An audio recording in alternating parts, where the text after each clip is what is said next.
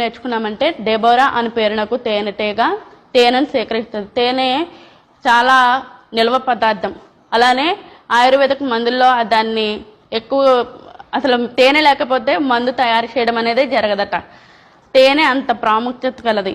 ఆ తేనె మనం అది లోకరీతిగా చూసుకుంటే, అదే దేవుని వాక్యపరంగా చూసుకుంటే తేనె దేవుని వాక్యం. దేవుని వాక్యాన్ని మనం అనేకులకు చెప్పాలనేది మనం నేర్చుకుంటూ వచ్చాం. అలానే ఇశ్రాయేల్ పక్షంగా తను యుద్ధ రంగంలోకి వెళ్ళింది అంటే ఇశ్రాయేల్ ప్రజలను విడిపించడానికి, బానిసత్వంలో ఉన్న వారిని, చెరలో ఉన్న వారిని విడిపించడానికి తనదైన పాత్ర, తను ఎలా అయినా నా ప్రజలు క్షేమంగా ఉండాలి, వారు బాగుపడాలి అని చాలా ఆశించిందిగా ఒక ఇశ్రాయేలుకు తల్లి అంటే తల్లి ఏ రీతిగా అయితే బిడ్డల యొక్క యోగక్షేమాలు కోరుకుంటుందో, వారి కోసం అనిత్యం ప్రార్థన చేస్తుందో, వారికి మంచి చెడులు బోధిస్తుందో అతి రీతిగా ఆమె ఉంటూ వచ్చింది. మనం కూడా మన బిడ్డలకు అలా చెప్పాలి, అనేకులకు ఆ రీతిగా దెబోరా వలె